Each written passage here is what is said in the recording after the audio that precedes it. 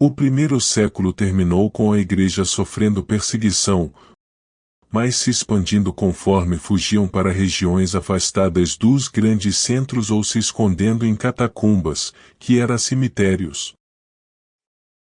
O segundo século é marcado por uma grande mudança. Não havia mais apóstolo vivo. O grande testemunho ocular teve seu fim na morte de João. Este século inicia com a perseguição no formato trajano, ou seja, não enviava o exército para perseguir os cristãos, como fazia Domiciano. Mas, se alguém denunciasse um cristão, este era obrigado a participar de sacrifício aos deuses pagãos, se não o fizesse, seria morto. No ano 108, um filósofo estoico chamado Epíteto escreveu a obra Discursos, onde apresenta a filosofia estoica, com as suas propostas de viver bem. Nesta obra, ele critica os cristãos por estes abrirem mão da vida, mas não aceitar cultuar os deuses. Epíteto não possuía a mesma visão da vida eterna que os cristãos. No ano 125, o filósofo cristão, Quadrado de Atenas escreveu ao imperador Adriano, defendendo a fé cristã. A obra é identificada com Epístola de Ogneto, onde fala sobre a perseguição e diz: Os cristãos, maltratados, a cada dia mais se multiplicam. Não vês como os cristãos são jogados às feras, para que reneguem o Senhor, e não se deixam vencer? Não vês como quanto mais são castigados com a morte, tanto mais outros se multiplicam? Isso não parece obra humana. Isso pertence ao poder de Deus e prova a sua presença. Quadrado de Atenas pertencia a uma igreja pentecostal, pois o historiador católico romano Eusébio de Cesareia, em sua obra História Eclesiástica, diz: Entre os que eram famosos neste tempo, achava-se também Quadrado de Atenas, sobre o qual uma tradição refere que sobressaía em carisma profético. O termo carisma profético é utilizado na história para descrever a prática dos dons espirituais, o que nos dias atuais chamamos de Pentecostes. No ano 131, o imperador Adriano mudou o nome da cidade de Jerusalém para Hélia Capitolina, uma homenagem a Júpiter Capitolino. O resultado foi uma revolta judaica, o que prejudicou o desenvolvimento da Igreja de Deus. Os revoltosos começaram a exigir que os judeus cristãos retornassem ao judaísmo e participassem da revolta. Os que não aceitaram foram torturados até a morte pelo guerreiro judeu Bar Koba, que iniciou a revolta no ano 132, sendo derrotado no ano 135. Foram 3 anos em que os cristãos sofreram nas mãos dos romanos e dos revoltosos judeus. Este talvez tenha sido um dos piores períodos da história da Igreja, pois os que escapavam do Império Romano eram torturados pelos judeus e outros que fugiam para a região dos bárbaros. Eram escravizados e até sacrificados a Odin. No ano 138 foi direcionada ao imperador Adriano mais uma defesa da fé cristã. Dessa vez, a defesa foi feita pelo cristão Aristides de Atenas.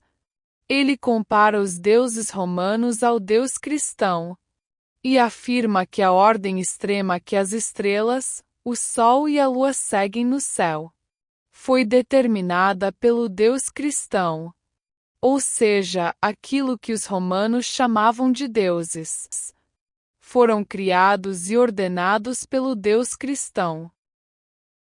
Parece que Quadrado de Atenas e Aristides de Atenas tiveram sucesso na sua defesa, pois Adriano mudou a sua postura e ordenou que um cristão só poderia ser punido se cometesse algum crime. E os acusadores que não provassem deveriam ser punidos. Mas, se o cristianismo obteve uma vitória com uma trégua na perseguição, viveu uma crise devido aos irmãos e até bispos que haviam participado de culto pagão para não morrer na perseguição. Entre eles, um certo Basílides, que negara a fé durante a perseguição e organizou textos onde defendia que Maria Madalena era a mulher de Jesus. Judas fez a traição a pedido de Jesus. O Deus do Antigo Testamento seria um Deus mau.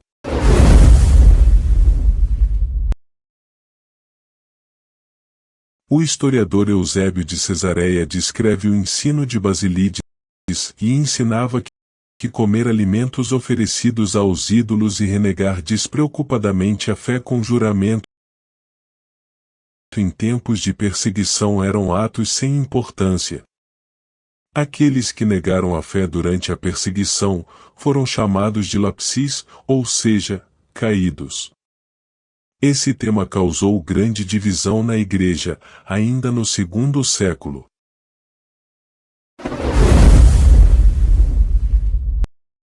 No ano 154, encontramos a Igreja de Roma, fazendo uma alteração na data da Páscoa, o que sabemos ser um erro significativo. Para o leitor entender o resultado deste erro, basta tomar como exemplo o ano de 2029. Neste ano completará 2000 anos da morte de Jesus. Devemos celebrá-la conforme está escrito no livro de Levítico capítulo 23, no 14º dia do mês de Nissan, às 3 horas da tarde, equivalente à hora 9ª em Israel? Policarpo de Esmirna, que fora discípulo do apóstolo João, defendia que a Igreja deveria manter a data bíblica. A Igreja de Roma, na direção do bispo Pio I, 140-154, decidiu mudar a Páscoa para que ela aconteça sempre aos domingos. Policarpo de Esmirna debateu esse tema com Aniceto, bispo de Roma. A decisão resultou em uma primeira divisão nas igrejas. A Igreja de Roma seguia critério próprio para celebrar a morte de Jesus. Policarpo e as igrejas mais conservadoras continuaram celebrando segundo o critério bíblico, 14º dia do mês de Nissan.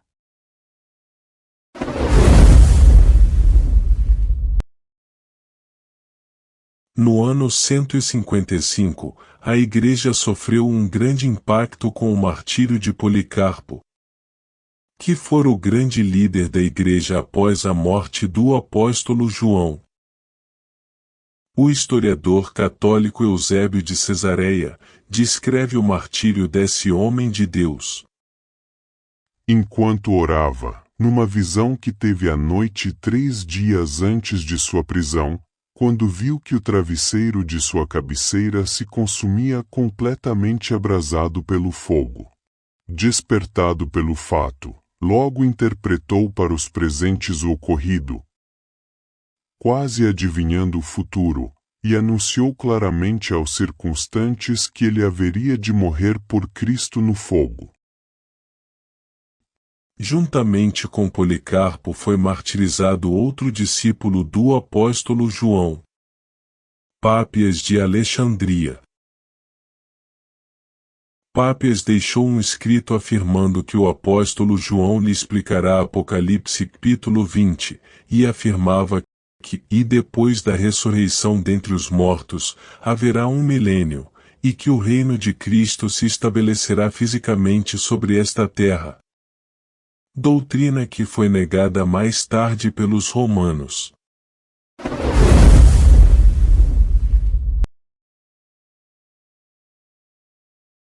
No ano 163, Justino Mártir escreveu a obra Apologia, onde defende a doutrina do livre-arbítrio. que era também a doutrina pregada por todos os cristãos até a organização da Igreja pagã por Constantino. 2 anos após a publicação desta obra, Justino foi martirizado durante o governo de Marco Aurélio. Durante esta perseguição ficou mais clara a divisão entre as duas igrejas. Uma primeira, fiel, que não cultuava os deuses pagãos e fugia para as montanhas durante a perseguição. Sendo capturados, confessavam a Cristo até a morte. A segunda, a infiel, que, sendo capturados, sacrificavam aos deuses. A fiel identificava-se como nova profecia. A história os identifica como montanistas, devido ao seu líder chamado Montano. Estes eram pentecostais, pois a história relata até o nome de 2 irmãs que possuíam o dom de profecia, Priscila e Maximila, além do pastor Montano. O pastor Montano acusava os bispos de Roma de serem lápis, ou seja, terem caído durante a perseguição de Marco Aurélio. E a Igreja de Roma acusava Montano de atribuir aos dons espirituais a mesma importância das Escrituras. Acusação que não há como ser confirmada. Por sua vez, a história confirma que a Igreja Nova Profecia estava repleta de mártires, ou seja, cristãos que foram capturados e morreram sem negar a fé. O historiador Eusébio de Cesareia descreve o pentecostalismo como ocorrendo em diversas igrejas neste período, inclusive na Igreja Nova Profecia, a qual é criticada pelo historiador.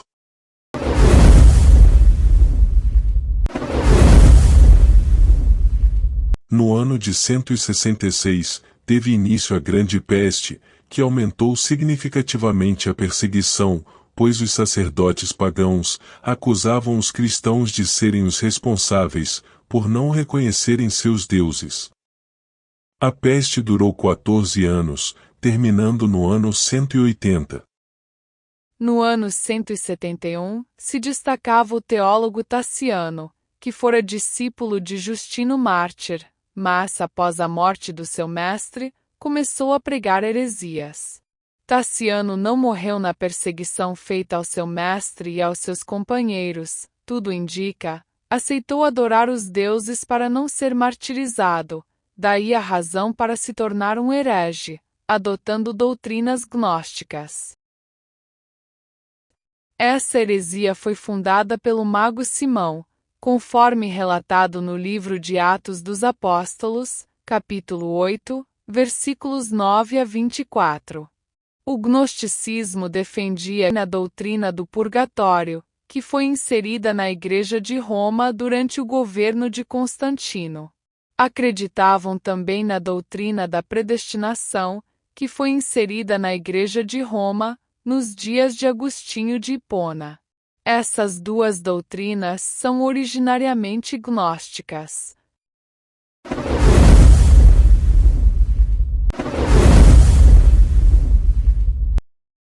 No ano de 177, 48 cristãos foram capturados. Eusébio de Cesareia diz que eles não negaram a fé e mostravam realmente que os sofrimentos do tempo presente não são comparáveis com a glória que está para ser revelada em nós. Entre os martirizados se destaca a irmã Blandina, que foi morta a chifradas por um touro, enquanto glorificava a Deus.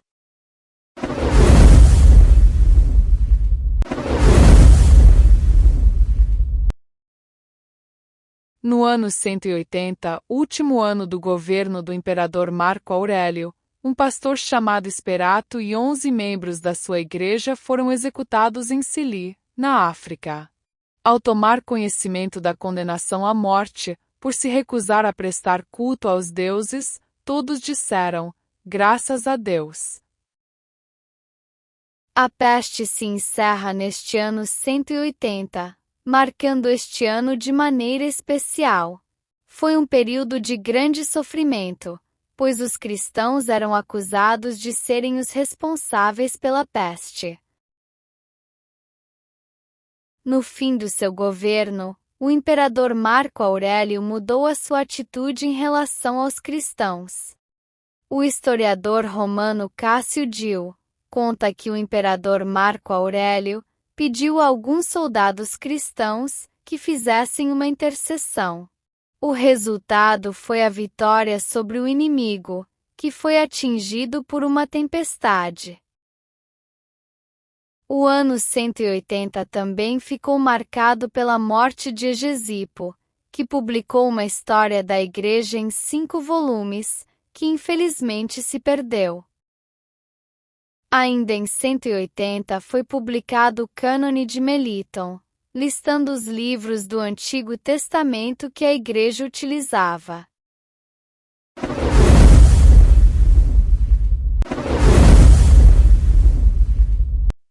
Em 183, durante o governo do imperador Cômodo, um dos piores da história, Teófilo fundou a Escola de Antioquia, que se destacou como escola conservadora.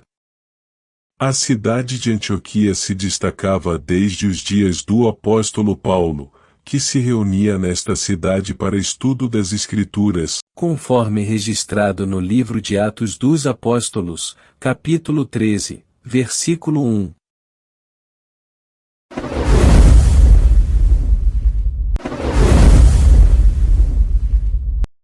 Em 185, o senador cristão Apolônio foi denunciado e decapitado, mas antes fez um grande discurso defendendo o cristianismo. Ao pedirem que ele negasse a sua fé, Apolônio respondeu: Sou cristão, não só de palavra, mas de fato, e maior desejo não nutro, a não ser este, de derramar o meu sangue em testemunho de minha fé.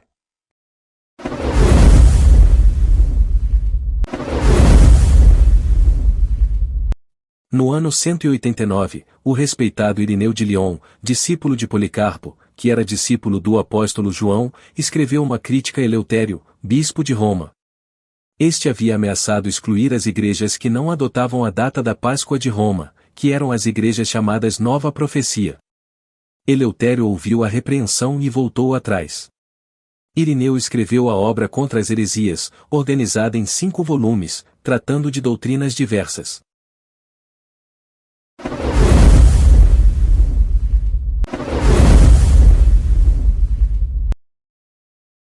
No ano 190, o filósofo Panteno fundou a Escola Teológica de Alexandria, que se destacou como a grande difusora de heresias nos séculos seguintes.